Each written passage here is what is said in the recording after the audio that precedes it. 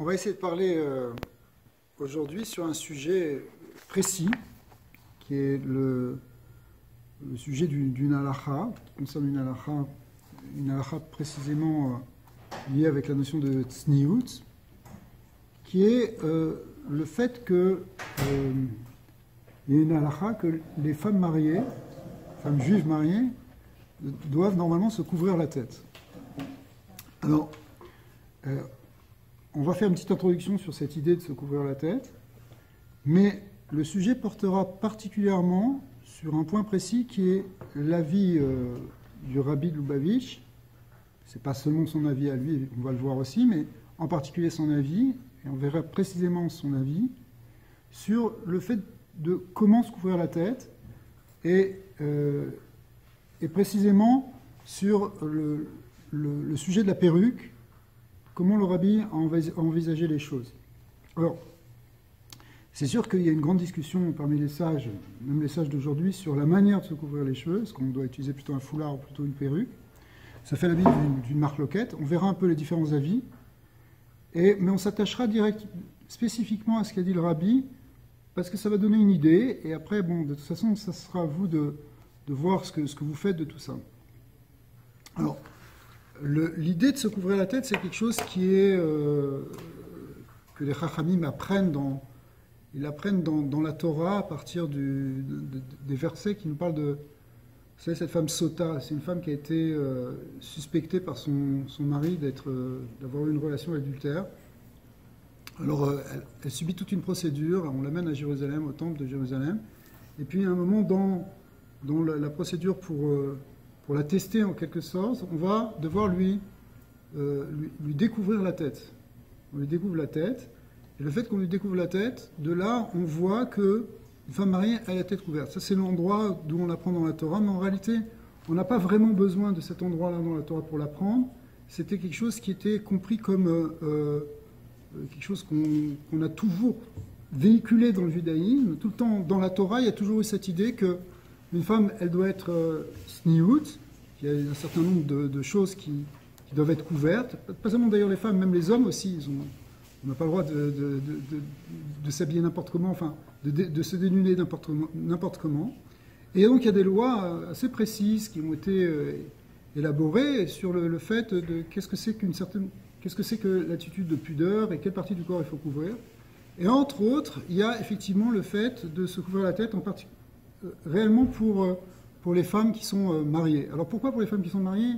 C'est une question qu'on peut réfléchir, sur laquelle on peut réfléchir, qui pose...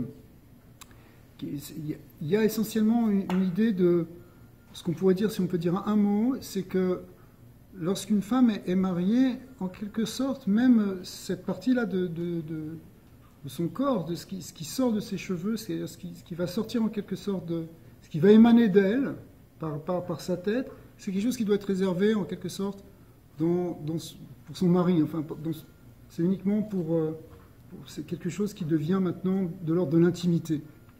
Alors que jusqu'à présent, une jeune fille, tant qu'elle n'est pas encore mariée, elle peut encore exprimer cette chose qui vient de l'intériorité, mais qui passe par ses cheveux, d'accord, qui passe par ses cheveux. Elle peut l'exprimer parce qu'elle n'a pas encore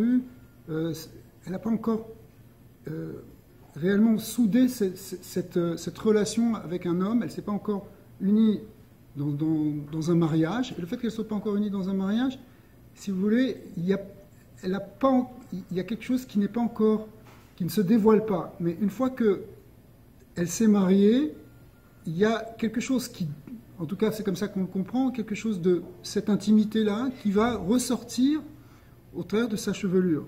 Alors vous allez me dire, c'est complètement abstrait ce que je suis en train de dire, on n'arrive pas tellement à le comprendre. C'est sûr, c'est pas une idée qui est facile à comprendre pourquoi une femme, elle devrait plus se couvrir la tête avant ou après, alors que les autres parties du corps, ça ne fait pas de différence si on est marié ou si on n'est pas marié. Alors bien sûr, on pourrait dire, ça dépend, c'est parce que, bon, tant qu'elle est une jeune fille, il faut encore que les garçons puissent la regarder. C'est pas tout à fait vrai, parce que c'est vrai qu'elle doit se marier maintenant et que... mais bon, si c'était quelque chose qui était réellement... de l'ordre de quelque chose qu'on doit complètement cacher, il n'y aurait pas de différence, encore une fois, entre avant et après le mariage. Si c'est quelque chose qui est, je sais pas, les autres parties du corps qui ne doivent pas être dévoilées, elles ne doivent être jamais dévoilées, ni quand on est ni quand on est jeune fille, ni quand on est marié.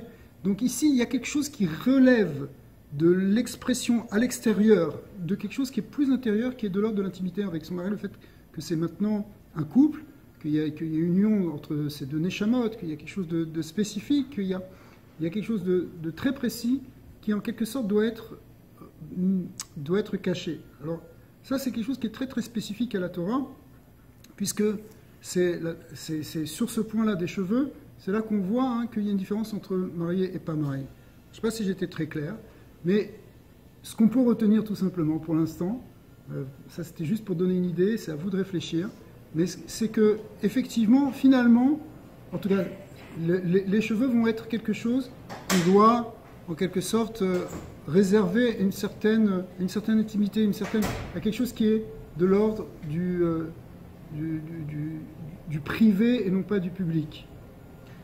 Cependant, évidemment, on voit des cas de la Gemara, et la Gemara nous raconte des histoires de grandes tzadkaniot, des femmes tzadkétes, qui même à l'intérieur de la maison, évidemment, ne se dévoilaient pas non plus la tête. Une femme qui raconte qu'elle a eu plusieurs enfants qui étaient des Kohanim Gdolim. Pourquoi elle a eu des enfants qui étaient des grands prêtres?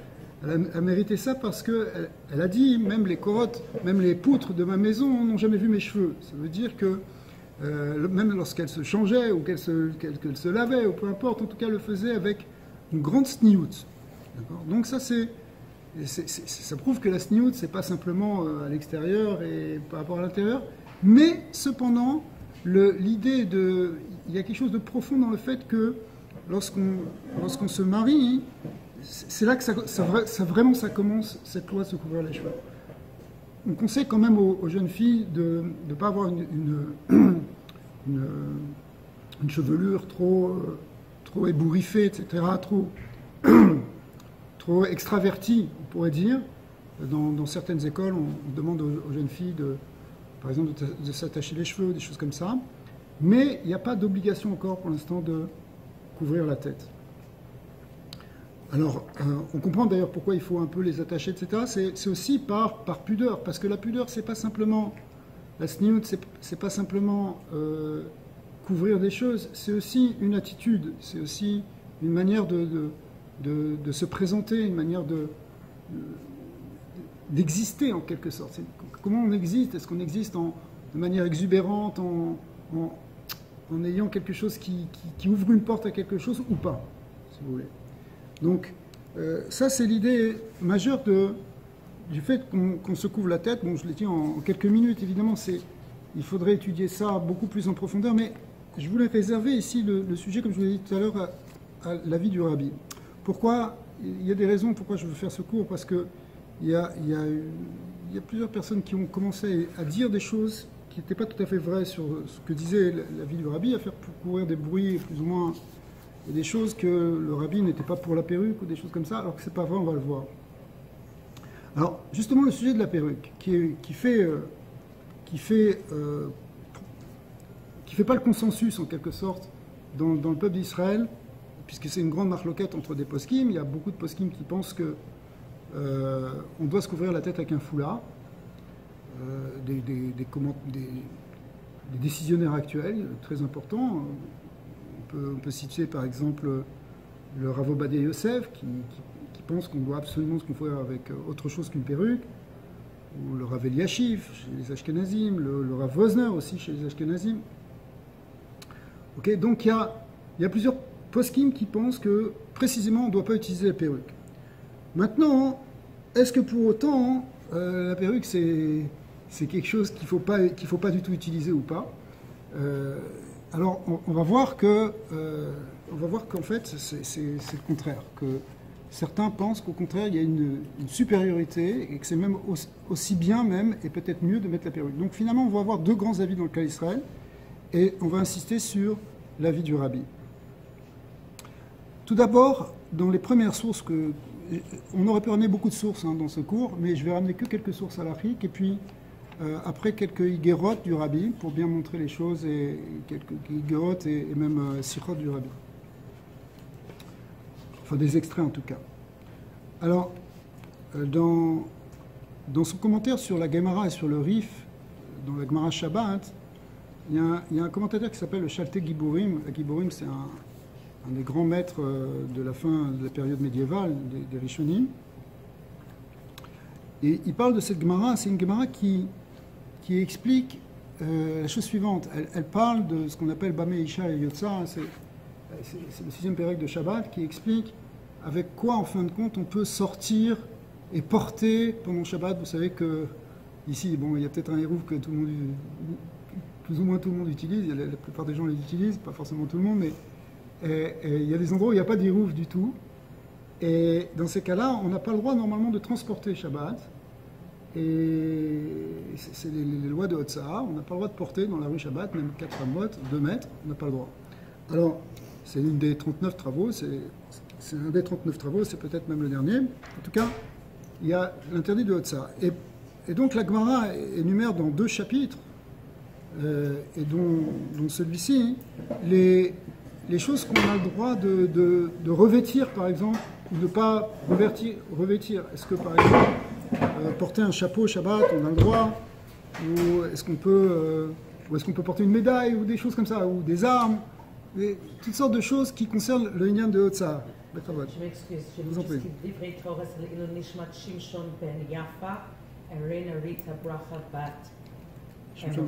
Amen. Je m'excuse. Il n'y a pas de quoi. The ones, the victims of the attack in Nancy, the victims of Yosef Ben Perel for Refuah Shalema. I'm so sorry. Non, non problème, au contraire. Alors, entre autres, la Gemara, enfin la Mishnah, dit à un moment que une femme peut sortir des peat nochit. Ce qu'on appelle peat nochit, c'est en fait le terme qui est employé par les maîtres dans la Mishnah pour désigner la perruque. Une péa, ça veut dire c'est une mèche de cheveux, ça veut dire bon, ça peut être une grande mèche de cheveux qui couvre la tête. Et nochit, ce qui veut dire littéralement étrangère, ça veut dire étranger à nos cheveux ou étranger à notre tête, plus exactement. C'est-à-dire que c'est pas quelque chose qui est attaché à la tête, c'est pas des cheveux naturels qui sont encore collés à la tête, mais c'est donc quelque chose qu'on a superposé par rapport à notre tête. C'est ça ce qu'on appelle le mot peat nochit. En français, on appelle ça une perruque, le tchaitel en yiddish, si vous voulez. Et c'est donc le terme qui est employé par la Mishnah, qui est employé dans tous les sfarim de Halacha. Alors, le Shaltei Giborim qui commente donc le Rif et la Gemara, il dit ki peat nochit imagbat yidbaku boshea se'ar nae verbe. Il décrit ce que c'est qu'une perruque. Il dit en fait, c'est un tissu sur lequel on a attaché, on a collé des cheveux, des beaux cheveux nombreux. Le tasimoto aisha al rosha kedesh etit kachet besear. Elle met ça pour s'embellir avec ses cheveux. Ve'atam beisha nesuya ma'ire. Et là-bas, on parle d'une femme mariée dans la Mishnah. La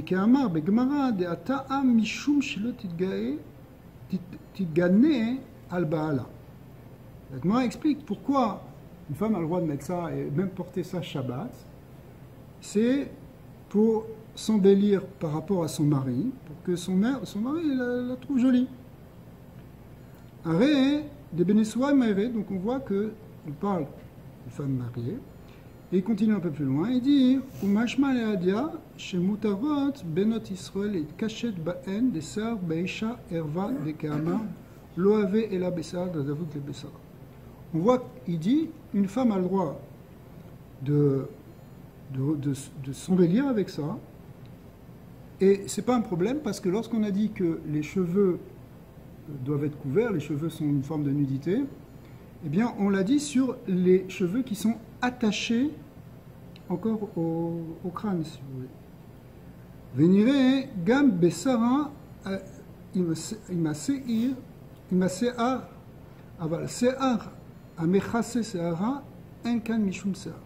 On parle en fait des cheveux réels qui permettent même de révéler en quelque sorte le blanc qu'il y a entre les cheveux.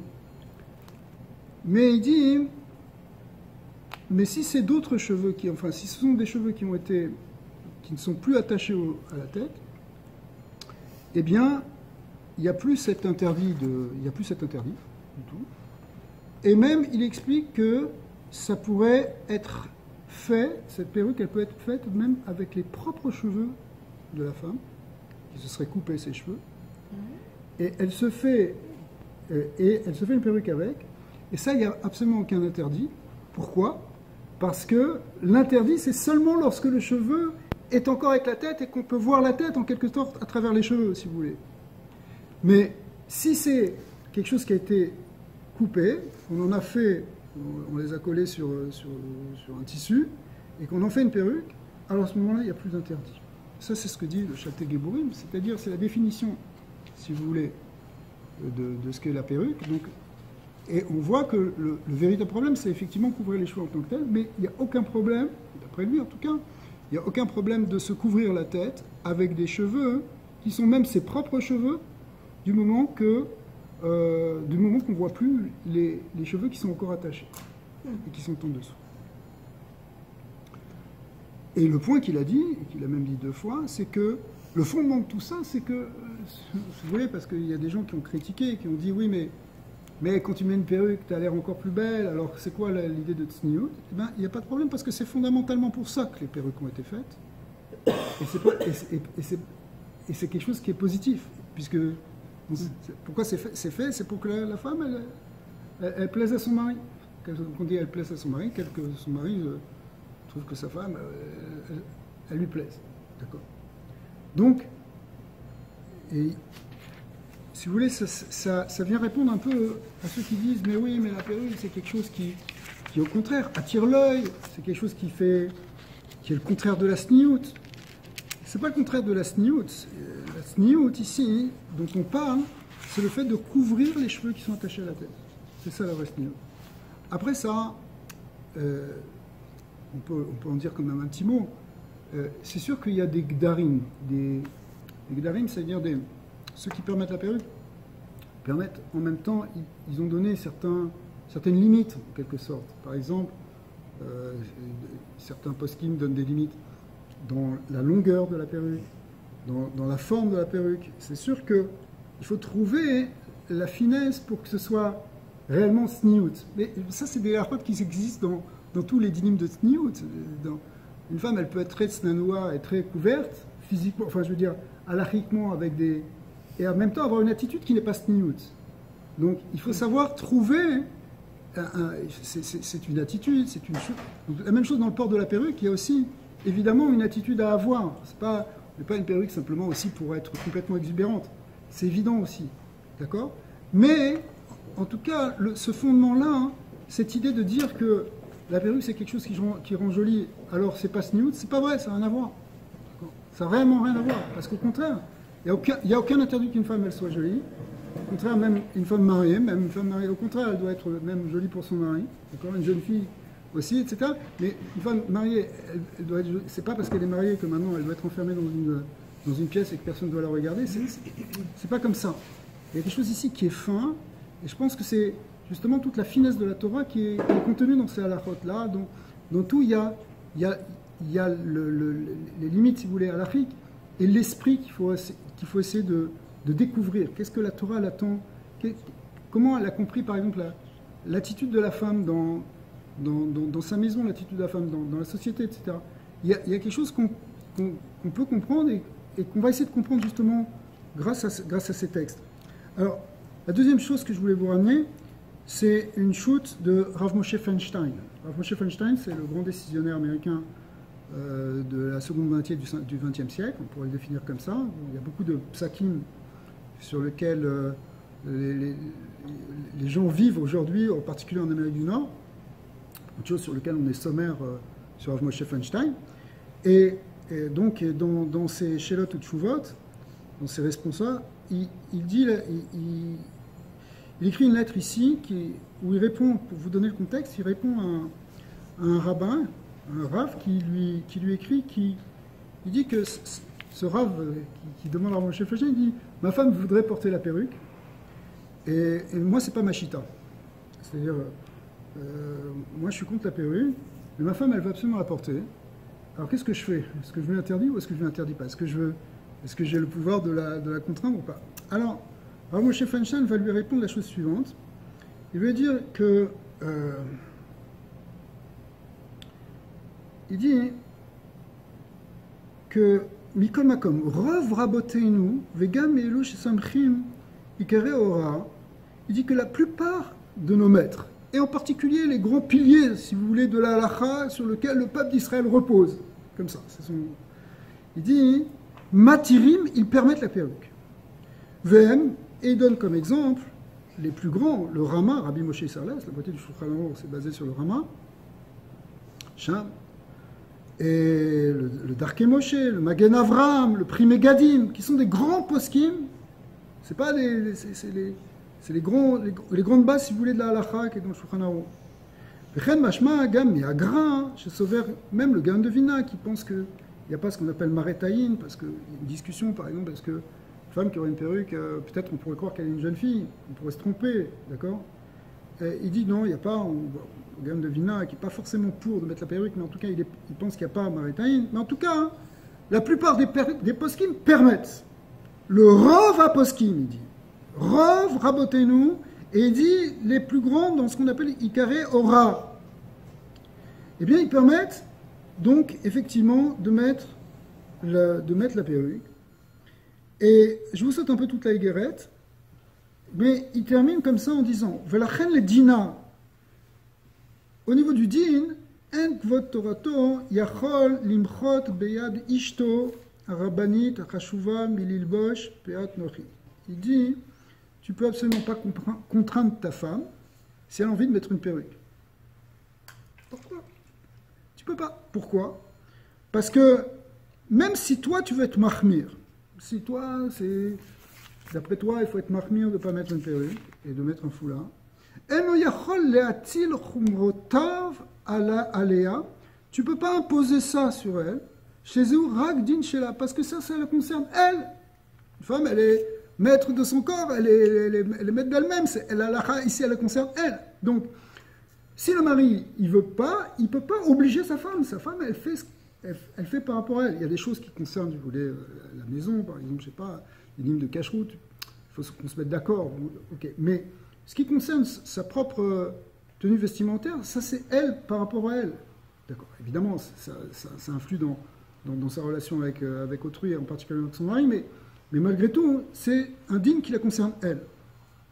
Comme ce qu'elle fait, c'est al-pi halacha, chez Rov poskim, elle suit la majorité des poskim, chez Gam nire kamota, et que elle va comme eux exactement. Eno yachol leachmir aleya, il peut pas être mahmir sur elle. Veifimlo techase kla la peat nochit, etc. Et même si elle recouvre pas la peat nochit, parce qu'on va voir qu'il y a certains avis qui pensent que, ok, on peut permettre la perruque, mais à condition qu'on mette quelque chose par-dessus. Il y a certains qui tiennent comme ça, on met une perruque, mais on va mettre un chapeau par-dessus. Mais le Rav Moshe Feinstein dit, même si elle ne le recouvre pas, tu ne peux pas lui imposer parce que ça suffit déjà. C'est déjà complètement légambré, kasher. On va voir que le Rabbi aussi, il tient cette chita-là. D'accord? Alors, l'idée, si vous voulez, c'est que ce qu'on apprend de cette Igeret, on apprend plusieurs choses intéressantes, c'est que ce que dit Rav Moshe Feinstein, c'est d'abord que le Rov des poskim, il pense que c'est permis la perruque. D'accord? Alors, même si aujourd'hui, il y a des gens qui vont vous dire qu'il y a beaucoup d'avis à l'Afrique dans les poskim derniers, actuels, qui sont contre, malgré tout, voilà, on a ici une base très, très sérieuse qui nous montre que dans les fondements de la halacha, les grands poskim de la halacha, ils ont permis. D'accord? C'est sa première chose.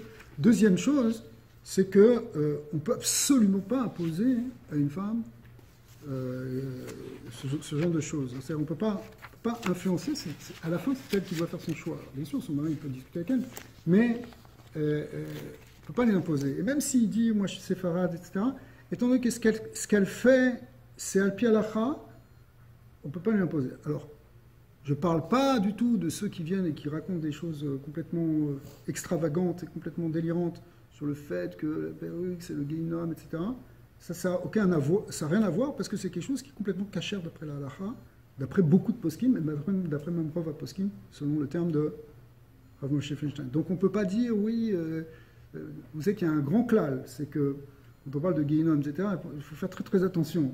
Le Rabbi ne parlait pas dans ce langage-là, mais malgré tout, il y a des gens qui viennent et qui parlent. Alors, il y a un grand principe, c'est que si, quoi qu'on fasse, si on fait quelque chose et qu'il y a un Rishon, c'est-à-dire un des grands maîtres de l'époque médiévale, un Rishon qui pense qu'on peut faire ça, même si tous les autres poskim penseraient le contraire, on n'ira pas au Guéhinom. Ça, c'est un grand principe. Pourquoi ? Parce qu'on a un avis sur lequel s'appuyer. Ça ne fonctionne pas exactement comme ça, en se disant qu'on va être sommaire seulement sur un avis. Mais malgré tout, il y a le fait qu'on a un avis qui dise une chose, normalement, c'est déjà, on est protégé. Alors, maintenant, quand on dit que le Rav HaPoskim, la plupart des décisionnaires, ils disent sérieusement que c'est permis, personne ne peut venir te dire et commencer à te menacer des trucs. On n'est pas, ça ne fait pas partie du judaïsme, là, cette espèce de menace. Qu'est-ce qui va se passer? Tu as fait une grande avéra. Cool down. D'accord? Ici, on a quelque chose qui est tout à fait caché d'après la halakha, déjà premièrement. Alors maintenant, donc, vous voyez, on est arrivé maintenant. Donc, alors, je vais vous lire quelques higuerot du Rabbi. Vous pouvez les trouver en hébreu ou en yiddish. Certaines sont en hébreu, sont en yiddish. Là, j'ai imprimé quelques-unes dans la traduction française. Je les ai aussi en hébreu à la fin, mais c'est plus simple.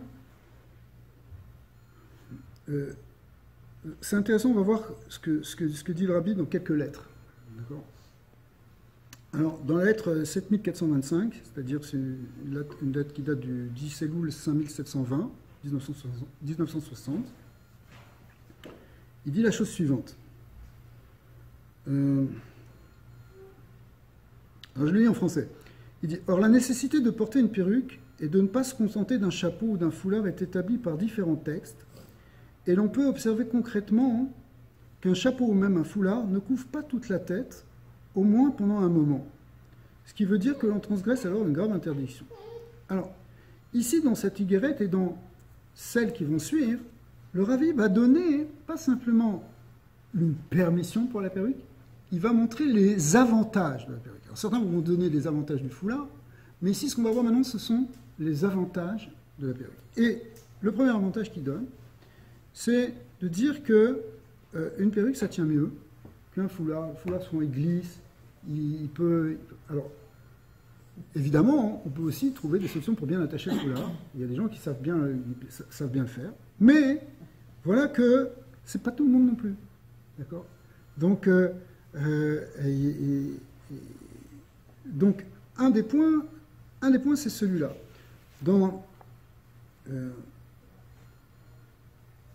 Il parle aussi du fait que, bon, alors à l'époque, ça c'est peut-être un peu moins vrai aujourd'hui, et encore, je ne suis pas sûr qu'il faudrait y réfléchir, mais il parle que, à l'époque, c'était un peu choquant de mettre un foulard dans la rue, et les gens se moquaient. Alors, risquaient de se moquer. Et il disait, même pour la perruque, on risquait de se moquer, mais il a expliqué que non, qu'au contraire, il ne faut pas avoir honte de faire ce qu'on a à faire. Mais avec une perruque, ça peut être éventuellement plus facile.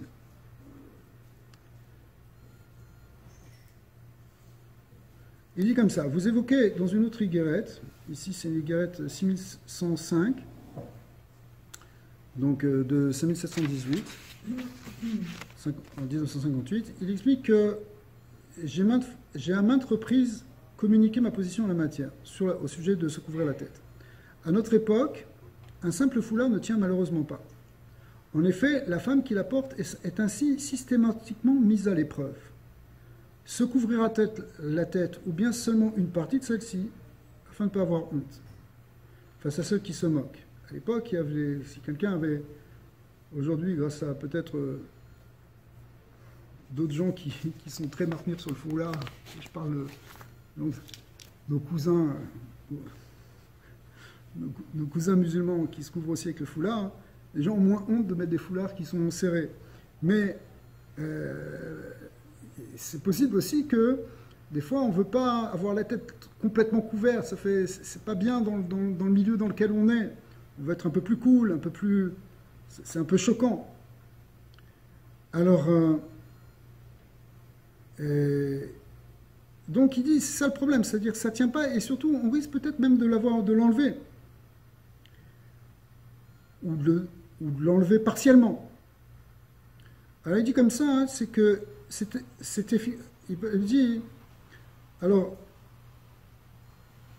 il dit que, il répond à une question, évidemment que quelqu'un lui pose, et il dit finalement qu'elle portera ensuite, elle peut porter une perruque découverte, si elle veut, c'est bien si elle se coupe les cheveux en dessous, etc., c'est très bien de faire comme ça, comme la personne l'avait proposé, mais elle pourra mettre ce qu'on appelle une perruque découverte. C'est quoi une perruque découverte? Ben, c'est ce dont on a parlé tout à l'heure.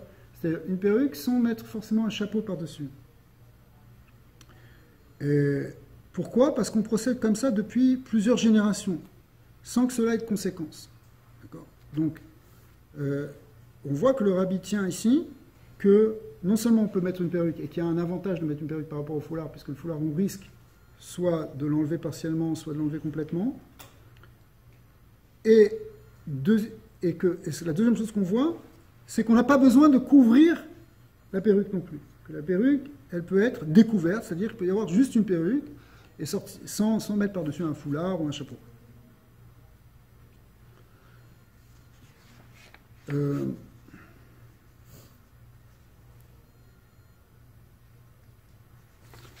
Dans une autre guérette encore, hein, ici, il répond à un homme qui lui dit votre épouse accepte avec un cœur joyeux de porter une perruque. Alors, elle ne s'affectera pas face à ceux qui pourraient éventuellement se moquer d'elle. Donc, le rabbi l'encourage à être contente d'avoir une perruque. Elle aura ainsi un mérite considérable, elle va avoir un grand sprout, et elle va influer même dans son entourage d'autres femmes juives à pratiquer cette mitzvah, avoir cette pratique, si vous voulez, vertueuse de se couvrir la tête. Et donc, il y a un mérite aussi quand on fait mériter les autres. Alors, il dit, peut-être ce sera difficile pendant un certain temps d'adopter cette pratique. Pourquoi? Parce que ça coûte cher. À cause des dépenses qui en résulteront. Effectivement, un foulard, ça coûte un peu moins cher qu'une perruque. Et regardez ce que dit le rabbi. Parce que, pourquoi j'ai sorti cette idée? Parce que, encore une fois, certains ont dit que non, le rabbi, il n'a pas encouragé, il n'a pas vraiment poussé les gens. C'est les chassidim, soi-disant les chassidim qui auraient après développé cette idée de mettre la perruque. Mais c'est pas vrai, parce que, d'abord, il faut savoir en général que, de manière générale, il faut savoir que les chassidim ne bougent pas d'un mot du rabbi, ils ne vont pas inventer quelque chose que le rabbi n'a pas dit. C'est la première chose, si on sait, surtout ceux qui ont retranscrit les lettres et les sikhot, c'est des gens qui sont des tzadikim et des chassidim et qui sont complètement battels à chaque parole et chaque virgule du rabbi, donc ils ne vont jamais transformer quoi que ce soit de ce qu'a dit le rabbi. Donc ça, c'est une parenthèse qu'il faut quand même dire, puisqu'il y a des gens qui ont dit que le rabbi n'avait jamais parlé de ça, que le rabbi, en fait, il était plutôt pour le chapeau, et que... non, c'est pas vrai. Et regardez dans cette idée, ce que dit le rabbi. Il dit, nous disposons ici d'une caisse qui peut apporter de l'aide en pareil cas et permettre d'échelonner les paiements afin de rendre cet achat possible à chacun. En d'autres termes, ça a été établi par le rabbi lui-même. Ils ont fait une caisse pour aider les femmes à acheter des perruques. Et dans plein de cas, même, le rabbi, il a même donné son argent personnel à des couples qui commençaient à se marier ou qui faisaient tchouva pour les aider à acheter une perruque. Donc on voit que c'est pas quelque chose qui est passé derrière le rabbi. Il était vraiment investi dans tout ça. Au contraire, c'est quelque chose qu'il a lancé et qu'il a poussé, qu'il a favorisé, qu'il a encouragé. Donc ça, c'est important de savoir ça. C'est important de savoir que pour le rabbi, c'était quelque chose qui était fondamental. Et dans une autre lettre encore, il nous dit que vous devriez également vous efforcer que d'autres la portent également. C'est-à-dire qu'il a encouragé cette femme ici à encourager d'autres femmes à mettre la perruque. Et leur expliquer que quand on fait ça, en agissant de la sorte, on obtient la santé, l'opulence matérielle et le nachat avec les enfants, la satisfaction avec les enfants. Donc, aussi, ça c'est important de savoir que ce que le rabbi a dit, c'est-à-dire que ça amène une bracha dans les choses matérielles.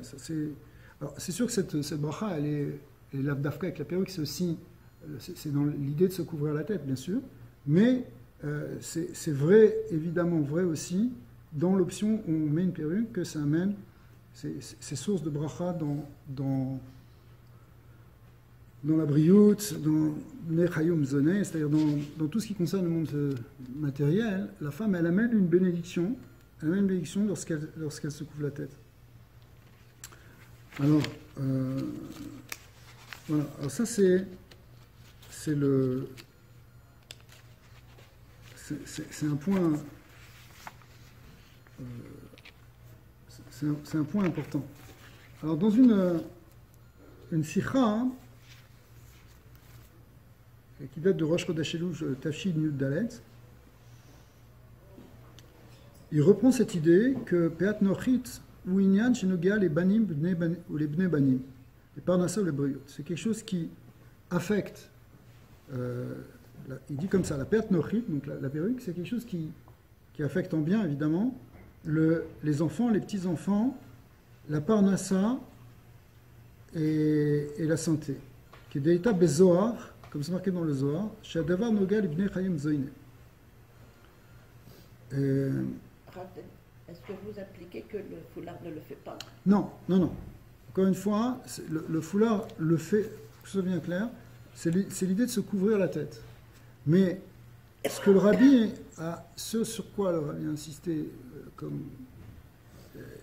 le rabbi n'était pas contre le foulard, que ce soit clair. Il n'a jamais été contre les femmes qui se couvraient la tête avec le foulard.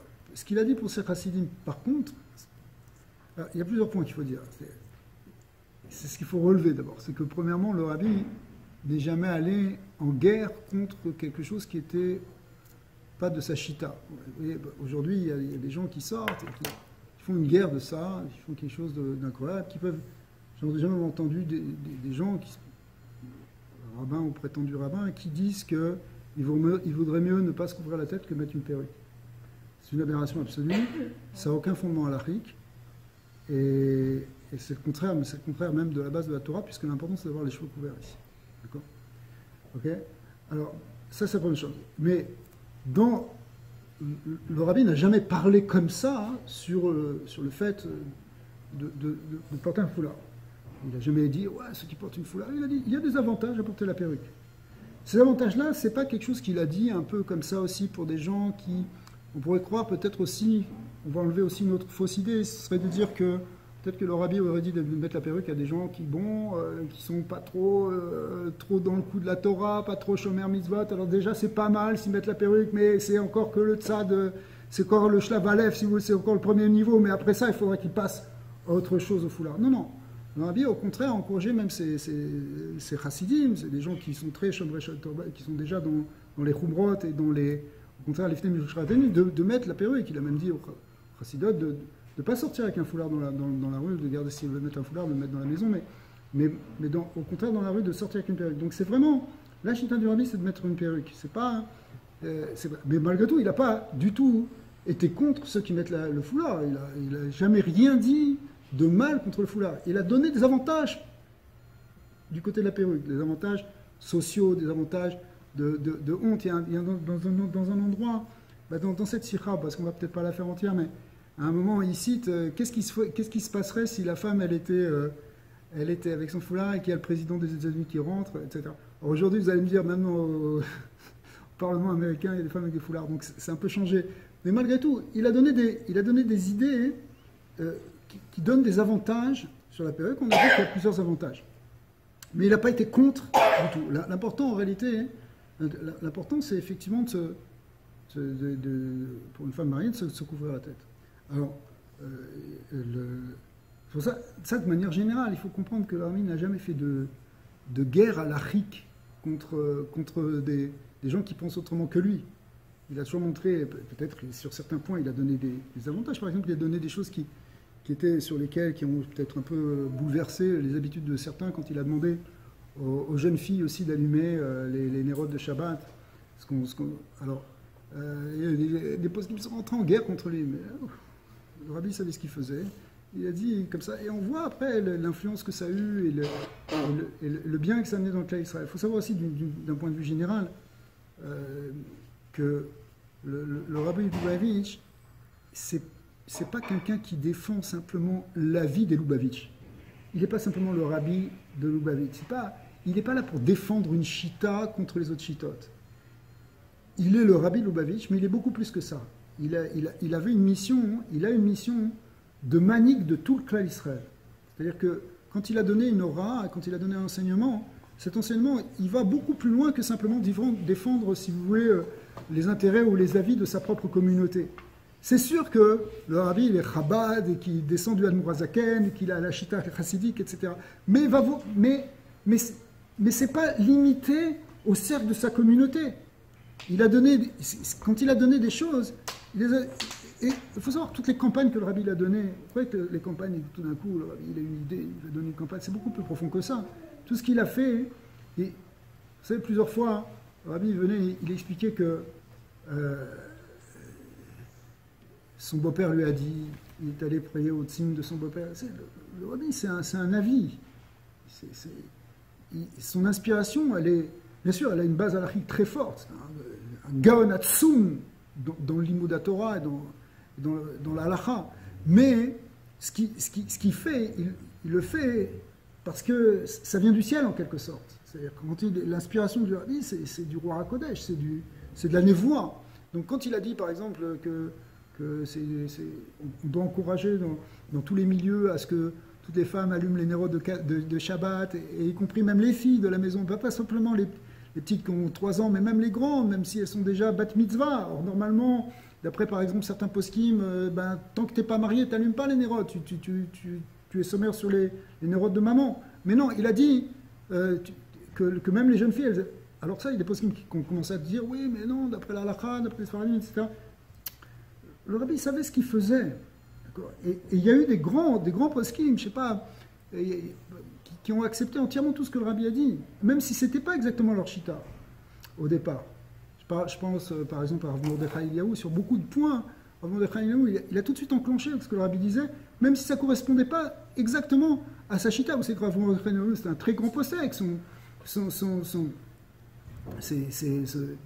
père, Rav Shlomo Eliyahu, c'était comme une chavruta du Ben Ishraï, c'est un grand Mekouba, et c'était des gens issus complètement la chita du Ben Ishraï. Mais quand le rabbi a dit des choses, il comprenait que c'était une aura qui venait du Manigador, et on suit. Il y a des gens comme ça qui ont compris. D'autres. Alors, nous, finalement, ce qu'on ressort de là, c'est que ici, quand Rabbi il a parlé sur la perruque, il n'a pas parlé pour genre défendre une chita. Bien sûr, comme on l'a vu, ça s'appuie sur des choses halakhiques très très très sérieuses et très très fondées.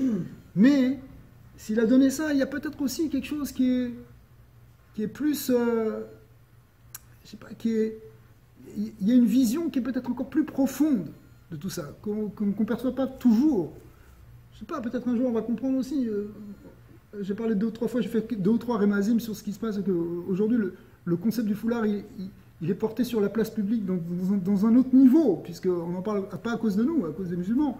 On n'arrête pas de parler du foulard. Le foulard, est-ce qu'il peut travailler dans une mairie avec un foulard, etc. Des choses comme ça existe dans tous les pays tous les pays occidentaux. Il y a ce problème-là aujourd'hui. C'est intéressant de voir que, alors peut-être que le rabbi il avait une vision aussi à son niveau que nous on ne sait pas, que nous on ne voit pas, qu'on ne comprend pas, qu'on ne sait pas, mais il y a peut-être plus que simplement, si vous voulez, l'aspect purement halachique des choses. C'est comme ça toujours avec le rabbi. Le rabbi, il s'est toujours basé sur l'halakha, mais il a toujours aussi une vision qui vient de quelque chose, ou qui porte sur quelque chose qui est peut-être encore plus profond que tout ça. D'accord.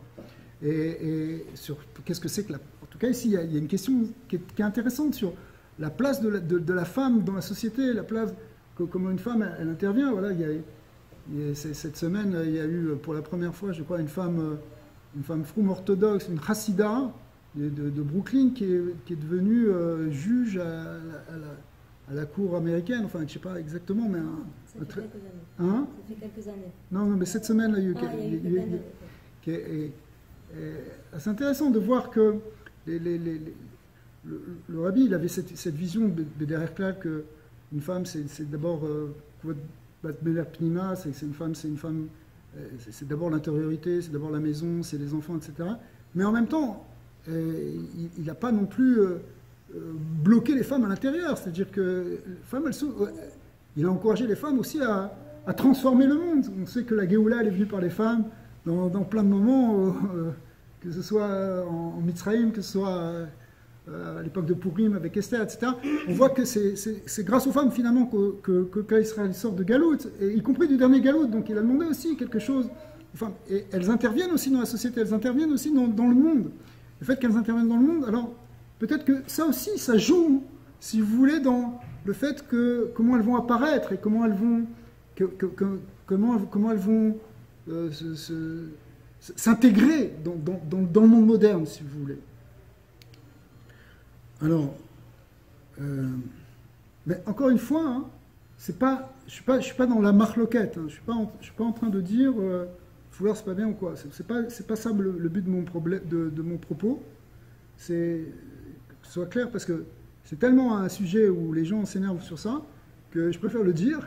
Je sais pas, vous avez déjà vu, moi les gens me sont tombés dessus, mais c'est pas du tout une question de. Je suis pas du tout dans la marloquette, mais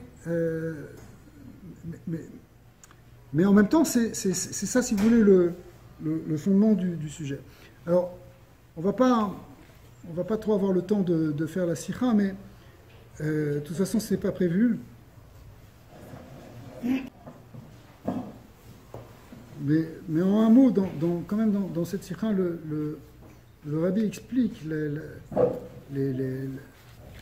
la bracha, justement, qui peut venir par la shmira des cheveux, et en particulier par le fait de bien mettre, de bien se couvrir la tête. Et il explique là-bas, hein, justement, tous les avantages qu'une perruque peut avoir, hein, dans le fait de bien couvrir la tête, de bien recouvrir tous les cheveux. Vous savez que,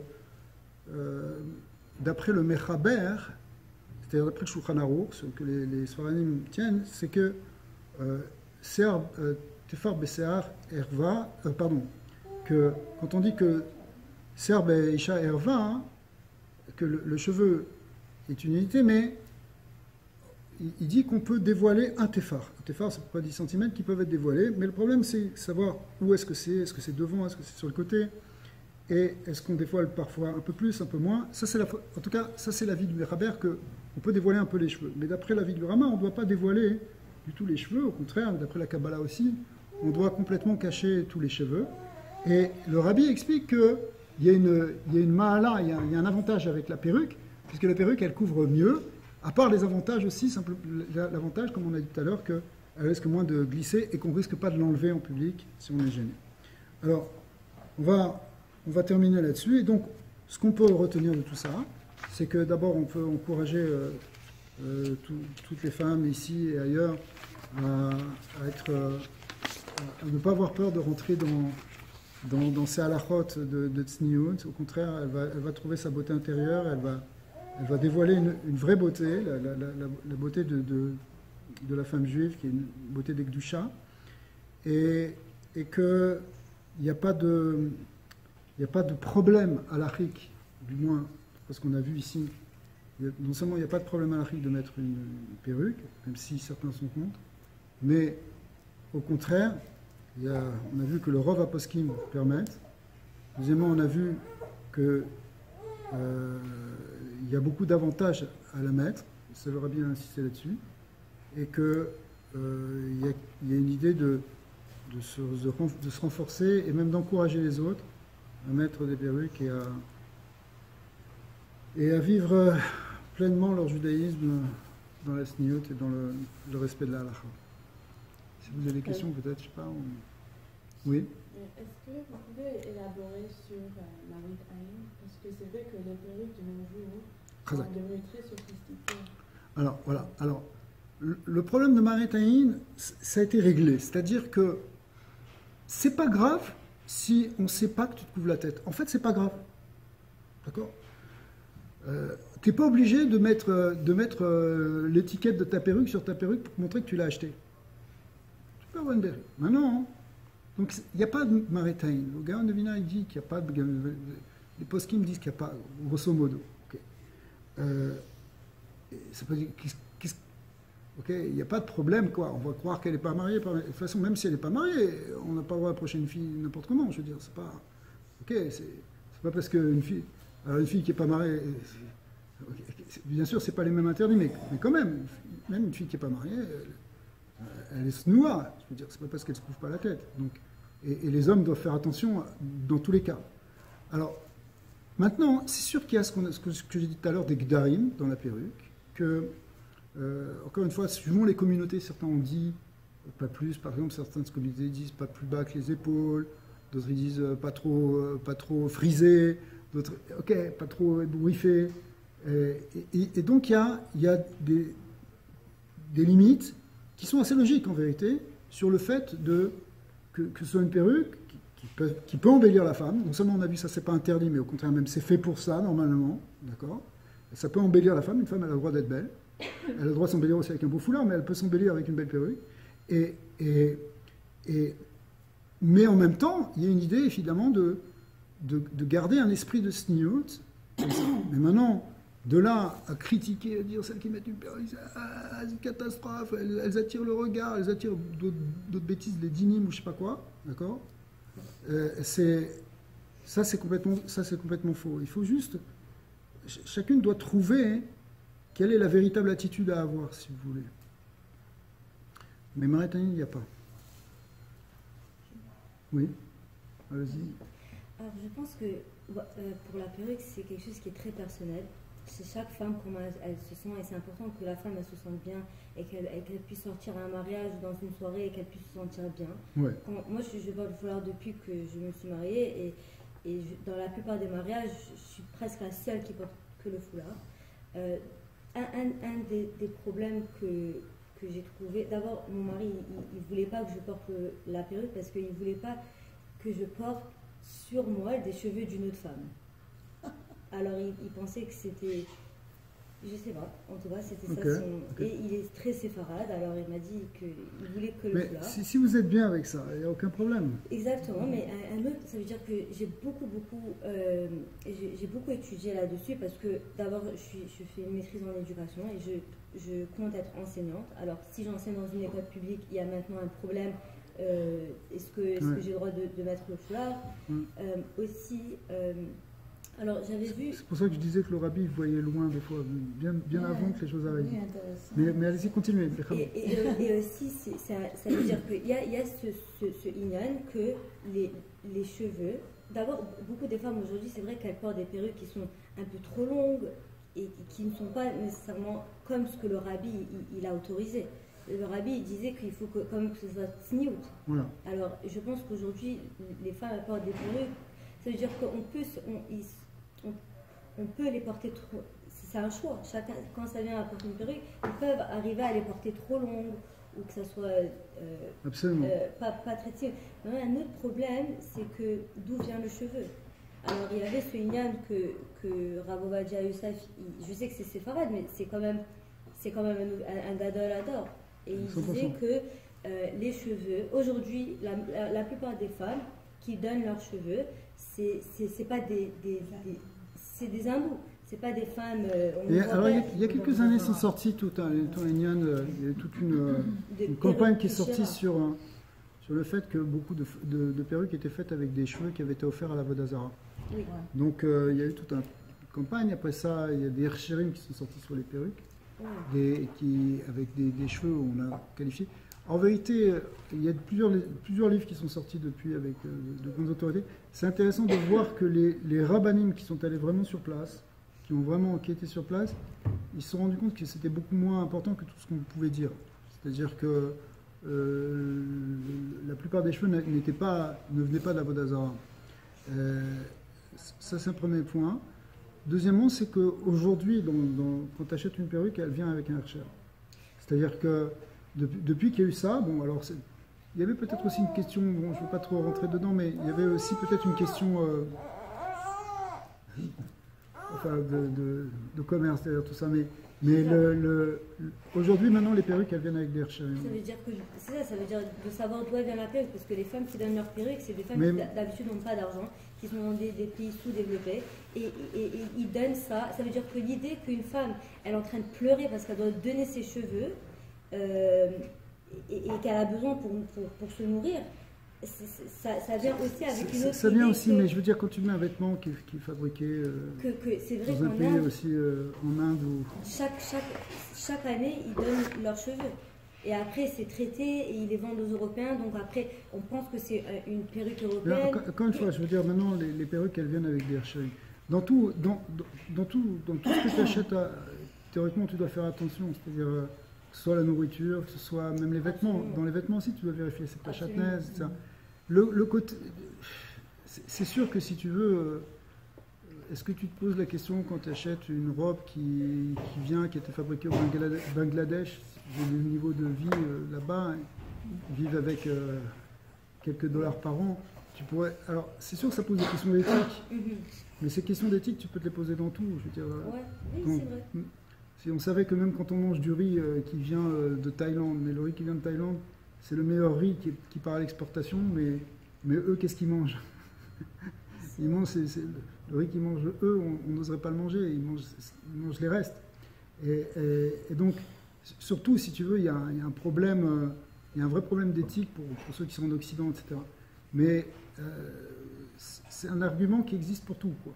Un autre argument que Rawadia Youssef disait, c'est qu'il y a beaucoup de cheveux qui sont pris des personnes qui sont mortes, ouais. alors qu'on ne peut pas profiter de ça. Ouais, il y a un problème comme ça. Est-ce que la solution pour les perruques, ça serait par exemple de porter des perruques synthétiques? Ça peut être une solution, mais encore une fois, aujourd'hui, même les perruques qui sont faites avec des cheveux, elles sont faites avec des Hersheim, c'est-à-dire que les lois de la halakha sont respectées, aussi bien que ce n'est pas des perruques de meeting, ce qui n'est pas si fréquent que ça d'ailleurs.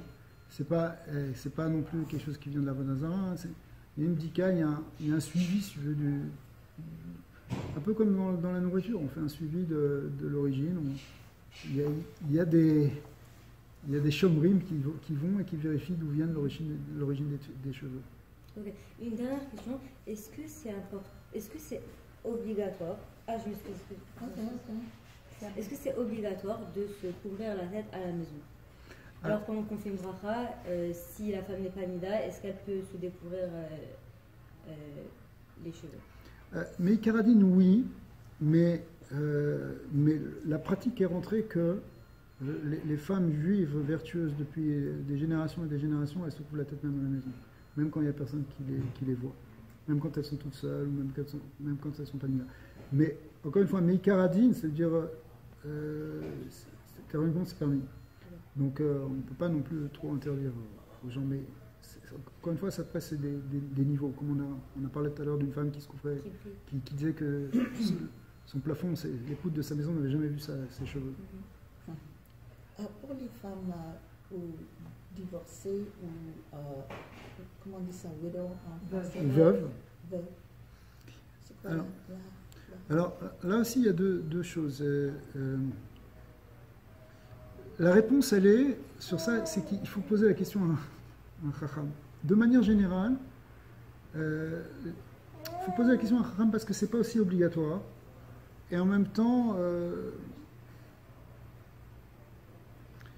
c'est-à-dire, théoriquement, il faudrait se couvrir la tête, mais dans certains cas, les rabbins permettent de ne pas le faire. Si elle veut se remarier. Si elle veut se remarier, par exemple. C'est une question personnelle qu'il faut demander à un... Est-ce que c'est personnel? Ouais. Parce que moi, je trouve que couvrir la tête, c'est très bon pour mes pensées. Ça fait ça protège mes pensées aussi. C'est très possible. C'est un peu le principe de la kippa. Pourquoi les hommes émettent une kippa? C'est pour savoir qu'il y a quelque chose au-dessus de leur tête. Et donc, ça canalise un peu les pensées. En tout cas, on ne va pas se prendre pour plus que ce qu'on est. Merci. C'est une question.